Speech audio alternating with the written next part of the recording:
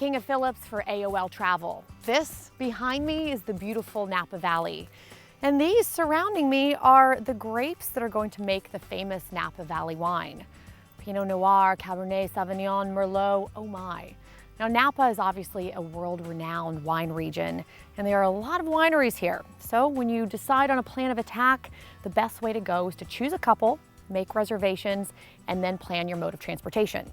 Napa offers a lot of those. You can take hot air balloon, you can take the train, you can take the biplane, you can buy yourself a limo package, even a Hummer limo package, but the most popular way to go is to just rent a car and go. So today I'm going to take you to 3 of my top choices, and you're going to come along for the ride and the tasting. Doing Napa in a single day is downright impossible. So that's why we've whittled the 100+ wineries down to our top 3 for you to enjoy. If you're driving, it'll take you about an hour to get to the southern end of Napa Valley from San Francisco, so enjoy the ride. First up, Kent Fortner, the green truck guy. Kent is literally a one-man operation.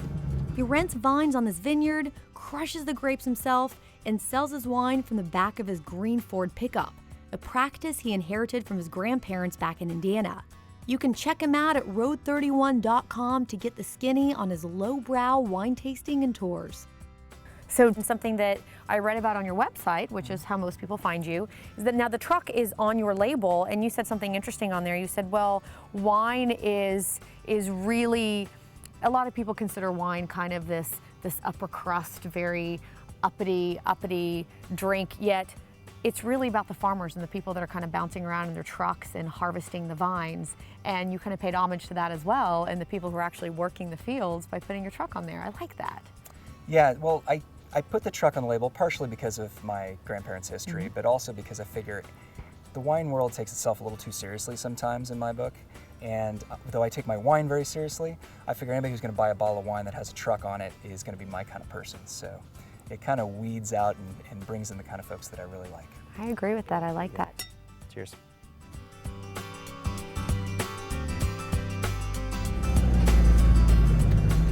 Now from lowbrow to decidedly highbrow, it's time to enter the kingdom of Castello di Amorosa.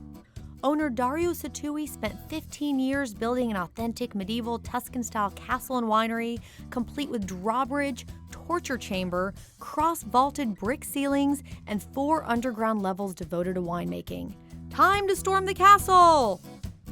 This is our 2009 Cabernet Sauvignon, Estate Cabernet Sauvignon from the property. There's many different ways to appreciate wine. And so in this case, it's a young red wine, 2009, and cheers. Cheers. Not a fan of wine tasting in the dungeon?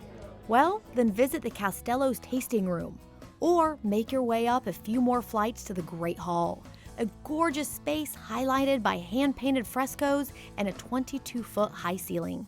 Oh, the ceiling's all hand-painted. This entire room is painted by hand.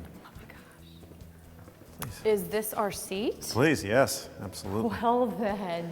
Yeah. Talk about the king of the castle. Well, today you're the king of the castle, queen of the castle. I'm the king of the castle. The king of the castle. That's right, and you're Jim of the castle. Yeah. So Jim of the castle, this room is spectacular, this room to say the least. Is one of the most spectacular rooms of the castle. It's Dario Satui's favorite room. So Jim, when someone comes here and they sign up for a tour and wine tasting, what does that include? Well, if somebody wants to come here and taste some wine, we have an entrance fee, and it includes a tasting of 5 wines, and they get to look around a lot of the castle, a lot of the upper parts, including this great hall. We have a main tasting bar downstairs where they can taste Roman cross-vaulted architecture made with centuries-old brick in the cross-vaulted style. We serve all of our beautiful wines in that room. Now, if you want to do a tour here of Castello di Amorosa, that would be a guided tour. And we'd have a guide would take you around the lower levels of the castle. We try to keep the tours in an intimate 12 people per tour. All of those tours go down to the barrel room and do a barrel tasting. We go into the caves, we learn about winemaking and the Napa Valley and how wines are made.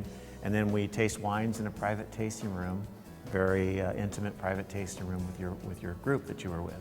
And it's all led by a tour guide. So people can go to your website and see the different tours that they can sign up for, the different levels. Absolutely. For more info, check out castellodiamorosa.com. The final stop on our Napa Valley whirlwind is at Quintessa, an organic vineyard and winery founded by Augustin Junius. Now, when people come to Quintessa and have the experience here, what do you want them to walk away with? We want people, when they come to visit us, to go back and say, we visited Quintessa, not Quintessa Winery, because winery is definitely a part of it. But perhaps the most important part is this vineyard that surrounds us. You know, this is really the heart of it. We want them to see it, and then every time they have a glass of wine, that they remember. Beautiful. That wine evokes what they saw here. For more of Augustin and Quintessa's philosophy, check out quintessa.com. Whether you want a casual day, a fancy evening, or just a glass of wine, if you're in San Francisco, the short trip out to Napa Valley is well worth your time.